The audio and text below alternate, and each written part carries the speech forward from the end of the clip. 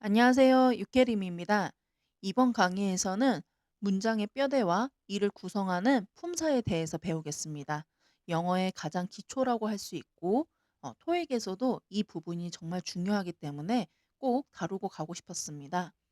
토익에서 문장을 정확히 해석하고 문제를 빠르게 풀려면 여러분이 해석을 하기 전에 문장 성분과 품사의 역할을 아는 것이 굉장히 중요합니다. 그래서 '이걸 왜 배워야 하지?' 라고 궁금하신 분들도 계실 거예요. 하지만 오늘 강의를 통해서 이걸 왜 알아야 되는지 여러분이 느끼셨으면 좋겠습니다. 토익에서는 이렇게 구조 문제가 있습니다. 자, 무슨 말이냐면 파트 5 는요. 총 몇 문제죠? 30 문제입니다. 이 30 문제가 똑같은 유형으로 나오는 게 아니에요. 네. 출제자는 유형을 이렇게 세 가지로 나누고 있습니다. 구조, 문법, 그다음에 어휘 이렇게 나뉘고 있죠.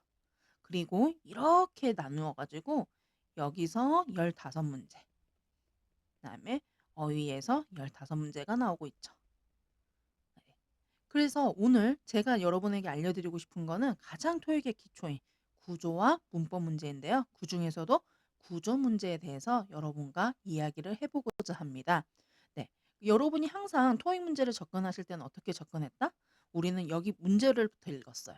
헬렌 이렇게 읽었는데 이제는 저와 함께 하신 분들은 헬렌부터 하시는 게 아니고 이제는 보기 A, B, C, D 분석부터 하시는 습관을 들여주셔야 되는데요. 그 문제풀이 접근하시기 전에 오늘은 왜 이 품사가 있는지 그리고 왜 이렇게 문장이 구성되었는지 그 기초를 배워보고자 합니다. 자, 보겠습니다. 우리 문장에는요. 항상 있어야 하는 품사가 있어요. 여러분 어떤 품사가 있었죠? 항상 문장에는 어떤 품사가 있을까요? "명사요."라고 하시는데요. 네, 명사도 맞지만 정확하게 말하면 문장에는요 반드시 동사가 있습니다. 뭐가 있다? 동사가 있어요. 동사가 있는데 동사 앞에는 뭐가 있다고 하죠 우리가 흔히? 네, 맞습니다. 주어가 있습니다. 동사 뒤에는 뭐가 있을까요 여러분?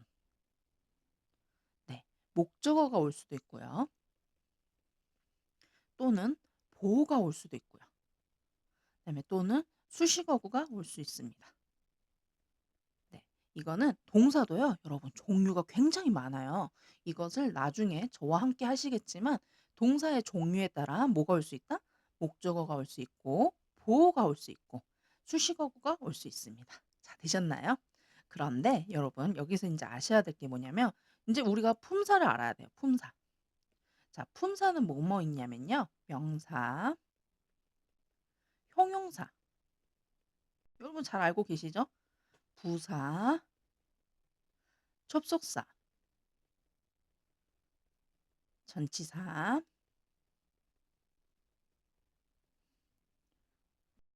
준동사. 예. 이렇게 있고 그다음에 영어에서 중요시하는 게 감탄사가 있는데요.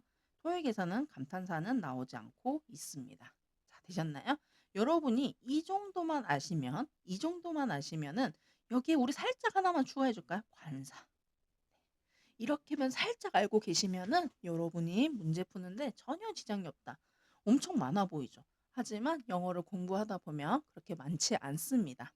네, 보실게요. 그러면 자, 여러분 주어 자리에 오는 품사는 무엇일까요? 그 전에 이렇게 한번 생각해 볼까요? 여러분 명사는 왜 태어났을까요? 명사. 우리가 명사를 흔히 뭐라고 하죠? 사람과 동물 이런 사물 이름을 넣을 때 명사라고 하죠. 명사란 녀석은 왜 태어났냐면 주어와 목적어 자리에 들어가기 위해 태어났어요. 그리고 이 녀석은 보호 자리에도 들어갈 수 있대요. 그래서 명사는 어떻게 쓰인다?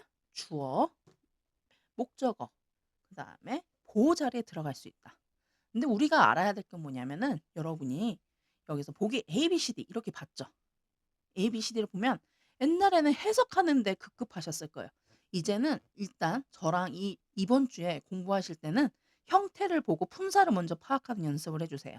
명사는 대표적으로 뭐냐면요. ION으로 끝나요. ION으로 끝나는 게 뭐다? 명사예요. 또 뭐가 있을까요? Y로 끝나는 것도 명사래요. 되셨습니까? 그다음에 ty로 끝나는 것도 명사고요. 그다음에 NESS 끝에가 끝나는 것도 명사입니다. 이거는 제가 0일차 자료 때 제공을 해 드렸죠. 어원에 대해서 제공해 드렸으니까 한번 공부해 보시고요. 그래서 제가 다시 말씀드리지만 명사는 주어, 목적어, 보호 자리에 들어간다라고 아시면 돼요. 되셨습니까? 자, 그다음에 형용사입니다. 형용사는 왜 태어났을까요? 이 녀석은 태어난 이유가 딱 하나예요. 뭐냐면은 명사를 수식하기 위해서 태어났어요. 다시 말할게요. 뭘 한다? 명사를 수식하기 위해 태어난 녀석이 뭐다? 형용사예요. 되셨습니까? 그래서 명사를 수식하는 녀석이 형용사인데 또 형용사의 역할이 딱 한 가지 더 있는데요. 뭐냐면 보호예요, 보호. 선생님 보호가 뭐예요? 자, 봅시다. 주어 다음에 자, 이형식 동사라고 해요. 이형식 동사 다음에는 이렇게 보호가 온다는데요. 이 보호 자리에 뭐가 들어갈 수 있냐면 형용사와 명사가 들어갈 수 있어요. 근데 힌트를 일단 토익으로 말씀드리자면 보호 자리에 형용사가 정답일 확률은 99%, 99%, 명사가 정답일 확률은 1% 라고 하는데요. 자, 보면은 보호 자리에 들어갈 수 있는데 이 녀석 이름이 뭐냐면 주격 보호예요. 주격 보호. 자, 이게 무슨 말이냐면 보호라는 이렇게 생각하면 되게 쉬운 것 같아요. 보충하다라는 말이에요. 보충하다. 근데 제가 주격 보호라고 했죠. 그러면 무엇을 보충하는 거예요? 주어예요. 주어를 보충하는 품사가 뭐다? 형용사라고요. 이해되셨어요? 그러면은 주어에 들어갈 품사가 또 뭐죠? 명사죠. 자, 이해되셨습니까? 이 녀석 형용사는요. 명사를 수식하기 위해서 태어났다라고 아시면 좋을 것 같아요. 되셨나요? 자, 그렇다면 어 예를 들어서 예시 문제를 봐 볼게요. She is smart. 뭐죠? 그녀는 영리하다. 형용사. 그녀를 수식해 주고 있죠? 영리하다. 설명, 주격 보충해 주고 있다. 이렇게 생각하시면 좋을 것 같아요. 자, 되셨습니까? 자, 그다음에 여러분이 아셔야 하는 품사가 뭐가 있는지 또 한번 볼까요? 자, 이제 여러분이 오늘 배우실 대명사입니다. 대명사는 왜 있을까요? 대명사는 왜 있냐면 대명사라는 건 명사를 대신한다라는 뜻이에요. 명사를 대신하다라는 뜻이거든요. 자, 그러면 한번 보시겠습니다. 자, 명사를 대신하다 하는데 이렇게 설명 가지고는 되게 어렵죠. 실은 여러분이 아셔야 할 게 뭐냐면 We are studying English 이거 이렇게만 돼 있는데 여기서 주격 대명사가 쓰였습니다라고 하는데 뭐냐면은 정확하게 말할게요. 뭐냐면 our friends 이렇게 하면 안 되고 are in the classroom 이렇게 됐죠. 이 문장이 여기서 끝났어요. 그런데 영어는 진짜 중복을 너무너무 싫어해요. 영어는 뭘 싫어한다? 중복을 너무 싫어해요. 그래서 그 다음 문장을 쓸 때 또 our friends are studying English 이렇게 하는데 뭐가 중복돼 있죠, 여러분? 네, 맞아요. our friends가 중복돼 있죠. 다시 말씀드리지만 영어는 무엇을 싫어한다? 중복을 너무 싫어해요. 중복을 싫어하기 때문에 생긴 품사가 뭐다? 대명사예요. 앞에 명사를 대신한다 해서 대명사가 생겨났거든요. 그러면 이 our friends 대신에 뭐가 붙인다? they라고 붙이는 거예요. 주격 대명사. 이해되셨습니까? 그래서 대명사는 주어 자리에도 들어갈 수 있고 목적어 자리에도 들어갈 수 있고 그다음에 소유격의 이 종류가 있죠. 근데 여러분 여기서 한 가지 아셔야 될 게 있어요. 한 가지 아셔야 할 게 있는데 명사 앞에 올 수 있는 품사는 무엇입니까? 명사 앞에 올 수 있는 품사. 아까 제가 말씀드렸죠. 이 녀석은 명사를 수식하기 위해 태어났다. 수식을 하려면 바로 앞에 있어야 되잖아요. 뭐죠? 형용사. 이해되셨습니까? 자, 그런데 잠깐 보시면 자, 소유격이 어디 있어요? 명사 앞에 있죠. 즉, 소유격은 어떤 기능을 하고 있다? 형용사 기능을 한다고요. 형용사 자리에 들어갔어요. 잊지 마세요. 형용사의 자리에 들어가는 소유격 잊지 말자. 다 되셨습니까? 자, 그렇다면 이렇게 주어, 목적어, 보호라는 수식어로 문장 성분을 배우면서 이렇게 대명사까지 배웠는데요. 우리 형용사도 배웠죠? 명사, 형용사. 자, 그렇다면 또 한 가지 아셔야 할 게 뭐다? 부사입니다. 부사는요, 여러분 왜 태어났는지 아세요? 진짜 이 녀석은 왜 태어났냐면 수식하기 위해 태어났어요. 왜 태어났다? 수식하기 위해서 태어났습니다. 그래서 이 녀석은 한 가지만 빼고 모두 다 영어의 성분이야 성분은 모두 다 수식한다 보시면 돼요. 심지어 자기와 똑같은 품사인 부사도 수식해요. 뭐만 수식을 할 수 없을까요? 앞에서 얘기했는데. 자, 명사는 누가 수식한다? 형용사. 그래서 명사를 제외한 모든 품사, 심지어 이 녀석은 문장도 수식을 하고요. 그 다음에 투부정사나 동명사와 같은 구도 수식을 합니다. 그만큼 부사는 수식하기 위해서 태어났는데, 자, 보세요, 여러분. She is very smart girl. 이렇게 했다고 씁시다.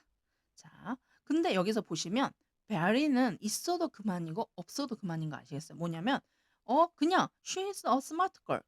그냥 그녀는 똑똑한 소녀입니다라고 말을 할 수 있었는데 여기 very를 들어가면서 어떻게 들었어? 매우 똑똑한 소녀입니다. 이 형용사 수식하고 있죠. 그러면 very는 있어도 그만, 없어도 그만이 수식어 역할을 한다라고 생각을 해주시면 좋습니다. 자, 되셨습니까? 자, 그래서 베리는요 부사라고 하는데 여기서 이제 말씀드리고 싶은 거는 뭐냐면 부사는 그래서 이렇게 자리의 위치가 이렇게 많이 들어가는 거예요. 즉 무슨 말이냐면 제가 아까 말씀드렸죠. 품 수식을 하려면 어디에 있어야 된다? 바로 옆에 있어야 돼요. 근데 이 녀석은 명사 빼고는 다 수식한다고 말씀을 드렸잖아요. 그렇죠? 그러면은 위치가 자유롭겠습니까? 안 자유롭겠습니까? 자유롭겠죠. 그런데 있어도 없어도 그만이란 말이에요. 그렇기 때문에 그 부사란 녀석은 문장에 영향을 주지 않아요. 자, 봐보세요. 이거 한번 볼게요. The expenses is rapidly increase. 자, rapidly가 없다고 생각해 보세요. 문장이 성립이 되나요, 안 되나요? 되죠? 왜? 그 비용은 증가하고 있다는 거예요. 하지만 어떻게 증가하다? 급격하게 증가하고 있다. 그래서 rapidly라는 문장을 넣어준 거죠. 즉 부사는 있어도 그만 없어도 그만인 녀석이라는 걸 잊지 마세요. 자, 이거를 그냥 단순히 외우면 너무 많습니다. 하지만 부사란 녀석이 웬만한 녀석을 다 수식하기 때문에 위치가 자유로워서 옆에 있다라고 하시면 조금 편할 것 같네요. 자, 되셨습니까? 자, 그래서 동사 같은 경우는 항상 여러분 잊지 마십시오. 주어 다음에 뭐가 온다? 동사. 그다음에 동사의 종류에 따라 목적어가 올 수 있고 보어가 오고 수식어가 옵니다. 이거는 나중에 동사편에서 말씀을 드릴게요. 근데 여기서 제가 한 가지 더 말씀드리고 싶은 게 있어요. 토익에 필요한 건데 동사는요. 주어 없이 올 수 있을까요? 없을까요? 동사는 주어 없이 올 수 있을까요? 없을까요? 올 수 있습니다. 올 수 있어요. 그게 뭐냐면은 명령문입니다. 우리가 영어에서 규칙을 만들었대요. 어떤 규칙이냐면 영어에서 명령문을 만들려면 주어를 생략한 채 동사 원형으로 시작하는 문장을 만들 수 있다. 이렇게 영어의 규칙을 만들었대요. 선생님 왜요? 라고 하지 마세요. 문법이란 건 뭐냐면 문장의 법칙이라는 거거든요. 영어에서 이렇게 하겠다고 규칙을 정한 거예요. 이런 거 있잖아요. Be quiet. 조용히 해. 근데 토익에서 이런 문장 잘 안 나와요. 그래서 이렇게 동사 원형으로 시작하는 문장들이 있을 수 있다. 저랑 여기 다 다루었는데요. 형용사 한번 보시죠. 형용사 보시면 형용사는 진짜 이것만 잊지 않으시면 돼요. 자, 관사가 있었어. 관사와 명사 사이에 뭐가 있다? 명사가 앞에 있네. 형용사. 자, 되셨습니까? 자, 부사와 이렇게 명사가 있었다. 근데 명사만 보인다 하면 무조건 뭐다? 형용사. 자, 되셨습니까? 이렇게 형용사는 이것만 기억해 주세요. 비동사 뒤에 그다음에 명사 앞에. 이것도 마찬가지. 이 형용사는 뭐냐면요. 목적 보호 자리예요. 목적 보호 자리거든요. 목적 보호 자리가 뭐예요? 이 목적어를 보충해 주다라는 말인 거죠. 자, 되셨습니까? 이해되셨나요? 자, 그러면 오늘 강의는 여기까지 진행하도록 하겠습니다. 감사합니다.